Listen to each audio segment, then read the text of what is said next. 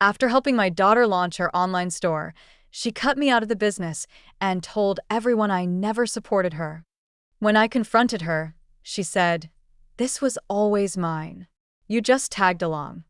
I nearly let it go until I found the LLC registration with both our names and what I filed with the state. I'm 52. My daughter, Riley, is 27. I raised her mostly on my own. Her dad walked out when she was 6. He paid child support for a few years, then disappeared. I worked 2 jobs to keep us above water. Never took vacations. Never had hobbies. My entire life revolved around her. I don't say that for sympathy, it's just what it was. Riley's always been artistic. She used to make jewelry out of paper clips and bottle caps when she was a kid. Teachers said she was creative but scattered. She hated school. Hated rules. She barely graduated. I didn't push college. I just wanted her to be okay. In 2020, during lockdown, she lost her retail job and moved back home. She was depressed. Didn't get out of bed some days. Then one night, she brought some clay earrings to the kitchen table. They were actually really good. I said, "You could sell these." She didn't say much, but the next day she asked me how to set up an Etsy. That was the beginning. We spent weeks working on it. Picking a name, setting up a logo, buying supplies. I paid for all of it. Website, tools, printer, labels, packaging. I wasn't rich, far from it, but I used what I had. She didn't know how to do any of the business side, so I took care of it. I handled the orders, customer messages, shipping, tracking numbers, supply restocks. She made the products, I did everything else. After a couple months, it took off. We were getting featured in little blogs. Orders started coming in daily. People loved the aesthetic. Riley had a look, and I knew how to market it. I learned Instagram and TikTok just to keep the momentum. I watched YouTube tutorials on SEO and shipping hacks. I thought we were building something together. I filed the LLC in 2021. Our state makes it pretty easy online. I put both our names on it. 50-50 members. I told her, this way it's legit. She barely looked at the papers. I don't even think she read them. I paid the fees, filed the taxes, made the spreadsheets. She kept creating. I kept everything else running. By the end of that year, she had enough to move out. I co-signed her lease and gave her $2,000 for furniture. I thought she'd still work with me like before. She promised she would. But things changed fast. She started acting like a CEO. She hired a friend to help with content. She stopped looping me in on decisions. She moved the main business email to her personal account.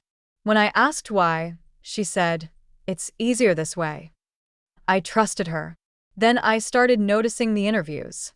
A podcast here, a magazine feature there. She was getting attention, which I was proud of until I actually listened.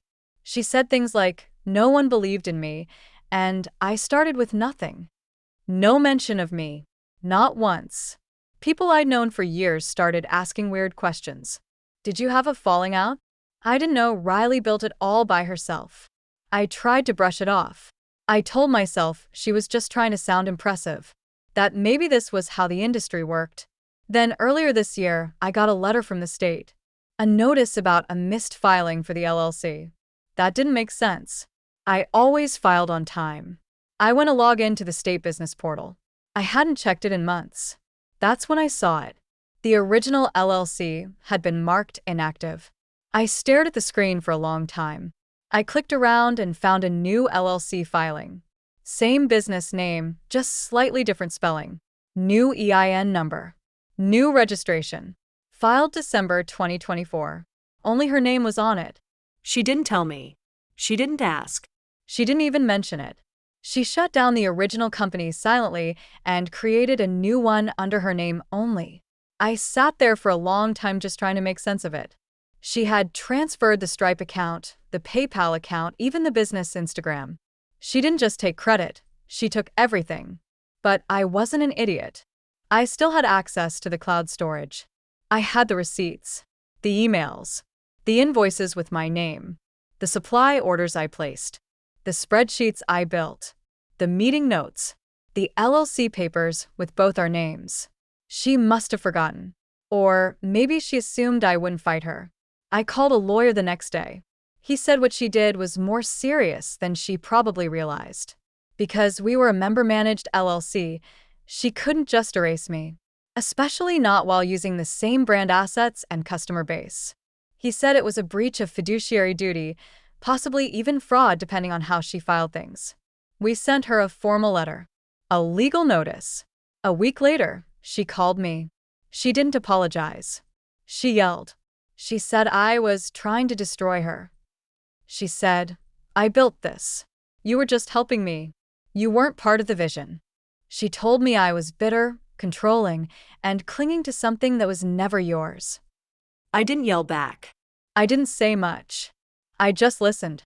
Because that was the moment something in me flipped. For the last 3 years, I convinced myself I was just supporting her dream.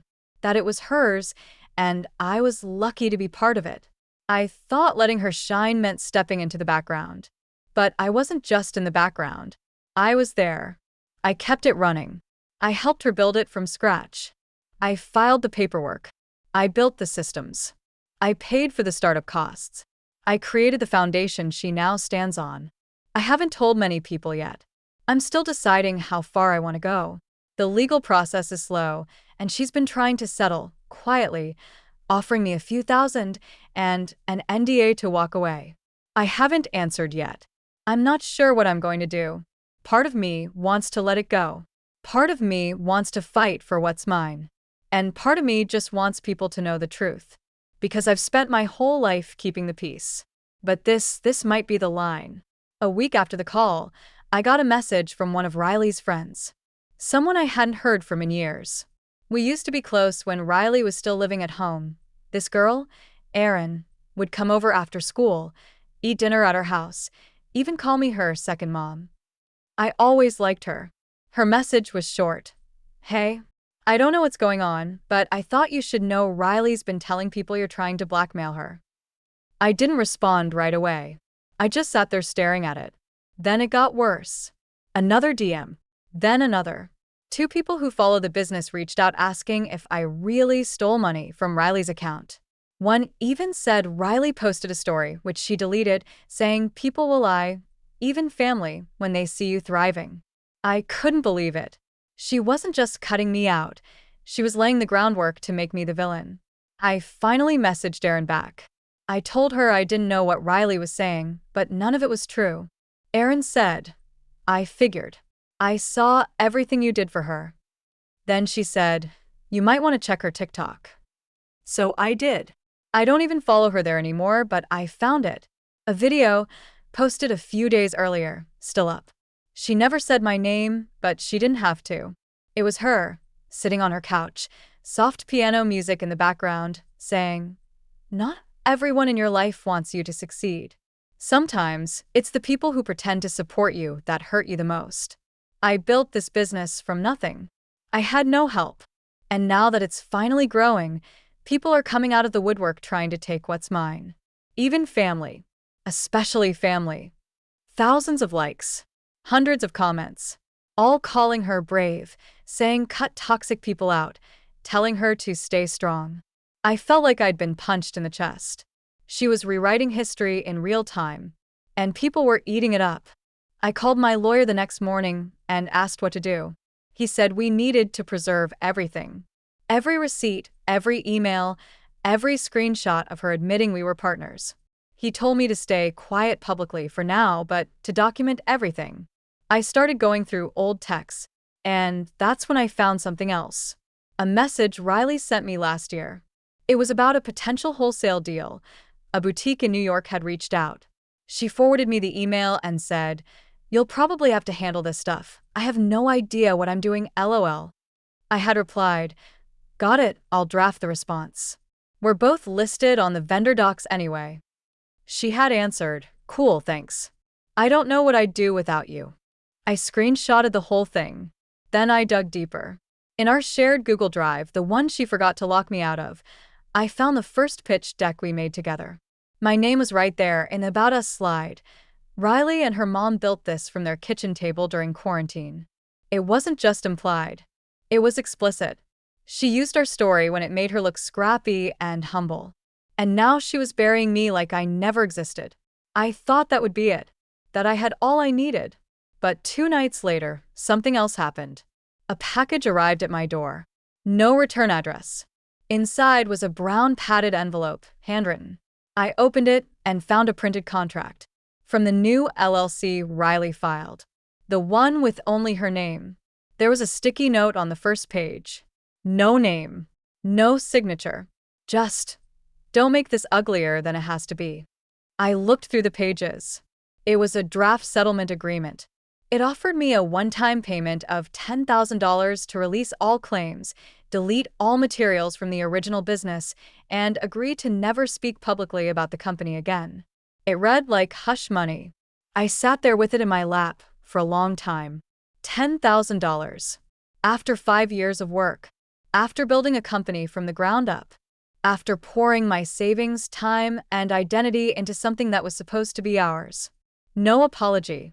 No phone call. Just an envelope, like I was a threat to be quietly removed. I didn't respond. Not yet. But now I'm wondering what else she's hiding. Who helped her set up the new business? If someone's advising her. If this has been her plan for longer than I realized. Because I keep thinking back to something she said months ago, before this all blew up. We were talking about scaling the business. Asked if she'd want a warehouse someday. She laughed and said, eventually, once I have the right team, people who don't slow me down. I thought she meant hiring. I didn't know she meant me. I haven't spoken to her directly since the call. She hasn't messaged me again. But the silence feels deliberate, like she's waiting for me to fold. I won't. Not yet. 2 weeks passed. Nothing from her. Not a text, not an email, not even a forwarded invoice, which she used to send me almost daily. The silence was loud. Then one morning, I opened our shared business bank account, the old one from the original LLC, and saw something I didn't expect. The balance was at $0. It had been drained. All our earnings from the last 3 months were gone. Every single dollar. At first, I panicked. I thought maybe there was fraud. I called the bank.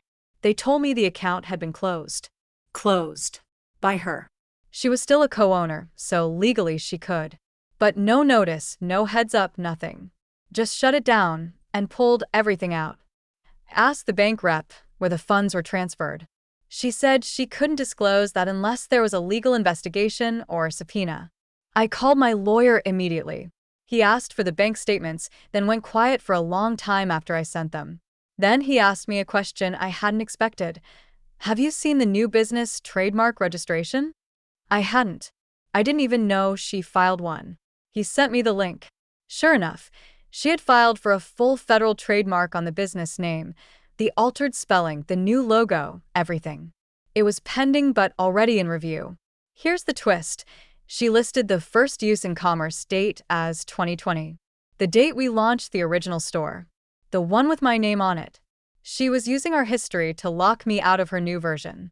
If the trademark gets approved, she could legally go after anyone who uses the old logo or brand materials, including me. She could even claim I was infringing if I posted our original photos. It was a trap.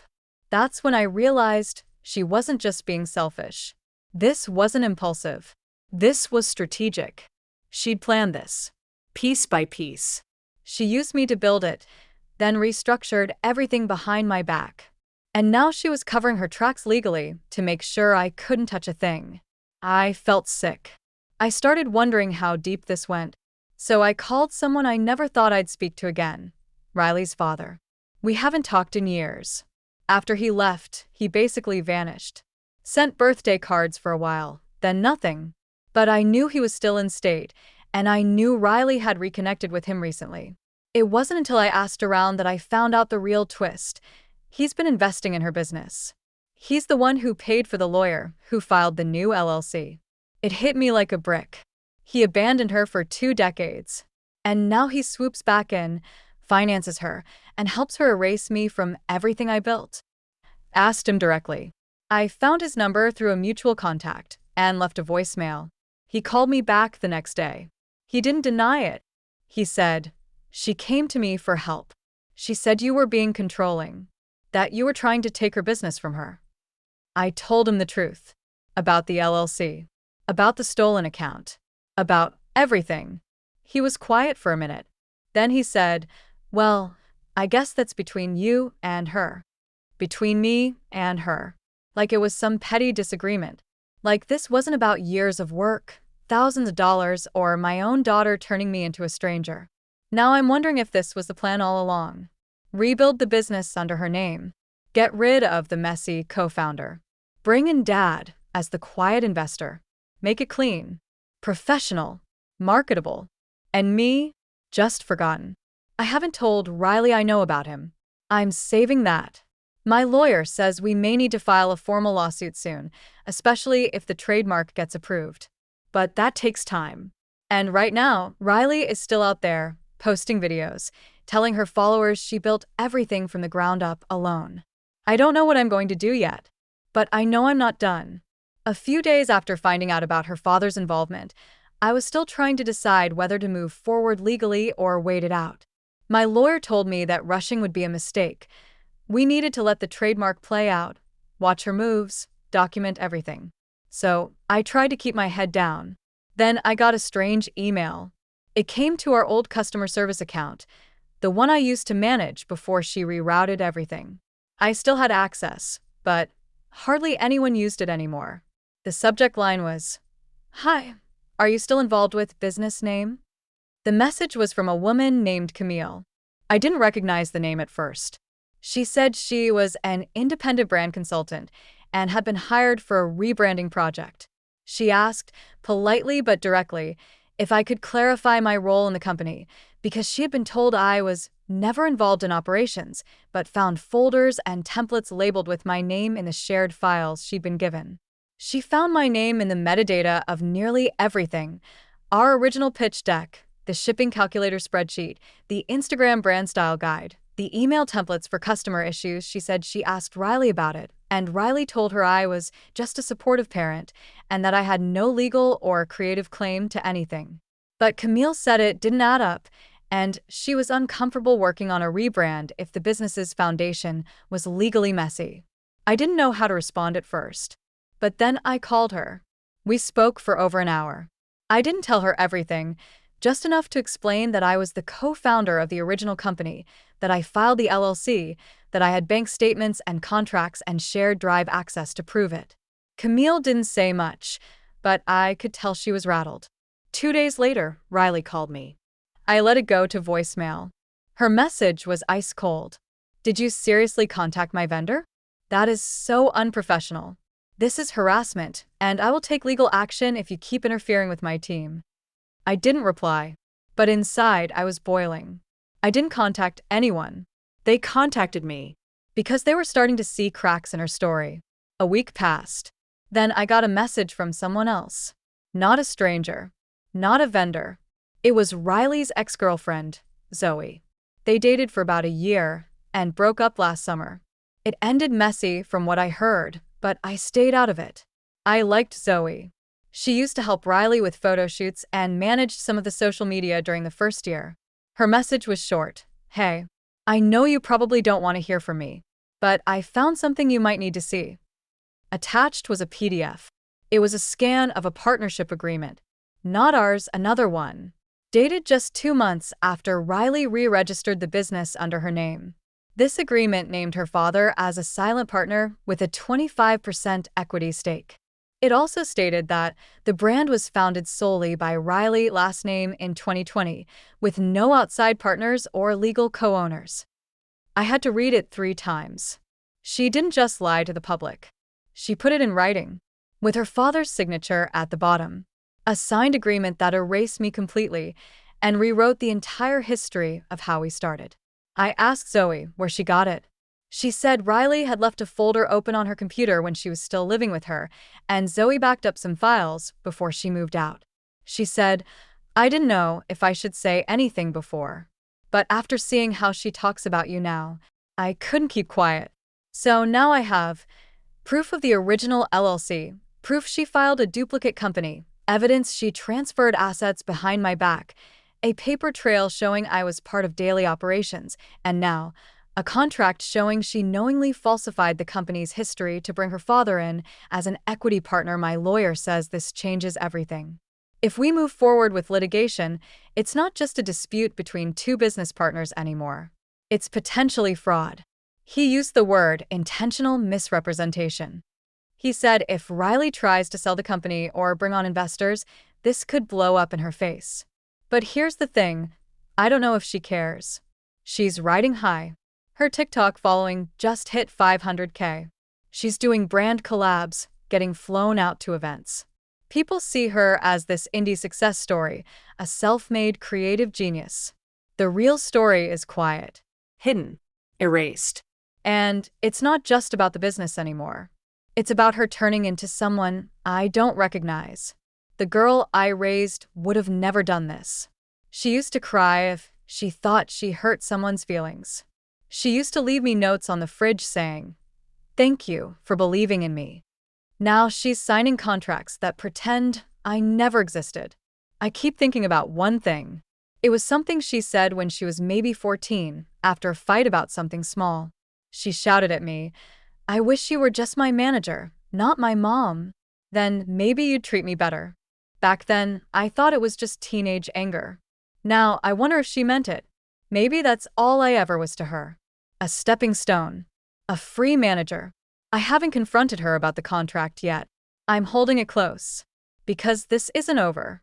Not by a long shot. I waited. I didn't rush to act. I listened to my lawyer, kept everything quiet, and kept collecting.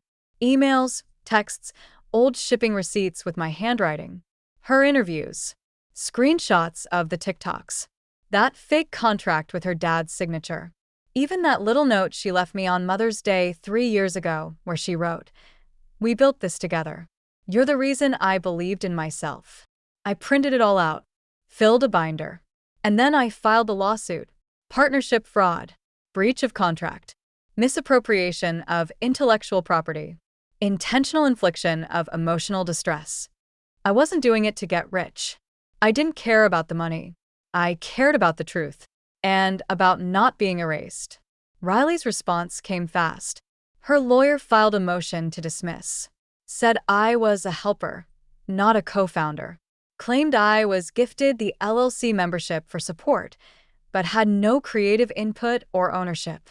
They called me disgruntled, vengeful, a bitter parent trying to control her adult daughter. She posted about it, too vaguely. Another soft-lit video with sad music and fake tears. Sometimes the people who say they love you will try to destroy what you've built, just because they weren't the one in the spotlight. Comments blew up. Her fans told her to stay strong. Called me toxic. Said I was trying to ride her success. I wanted to scream, but I didn't. I let the court date come. And when it did, I showed up with a quiet binder full of things she didn't think I'd kept. Receipts. Invoices. Emails signed by both of us. The original LLC agreement.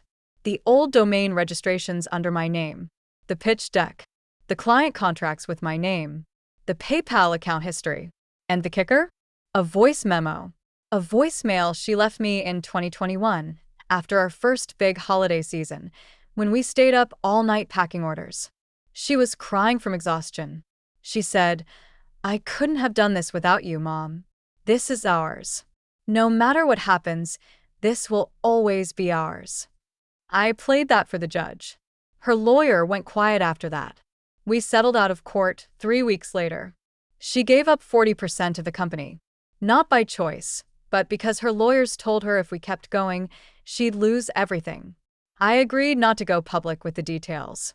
She wired me my share of the past profits. I handed over my access to the brand files and accounts. The trademark was split. She'd keep running the business. But now, every quarter, a check would show up in my mailbox. Quiet. Legal. Unavoidable. She stopped posting about her self-made story after that. I didn't post anything either. I didn't say, "I told you so." I didn't gloat. But I did one last thing. I took that original logo, the one we designed together at the kitchen table, and I printed it on a business card. My name underneath. My own email. a new website. I started consulting for other small creators. Quietly, behind the scenes, helping people like her.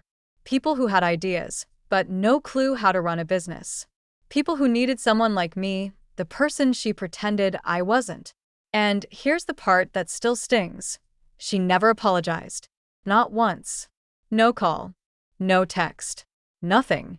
But last month, her ex, Zoe, messaged me again. Said Riley moved out of her big apartment. Sold her car. The brand's engagement dropped. A few sponsors pulled out.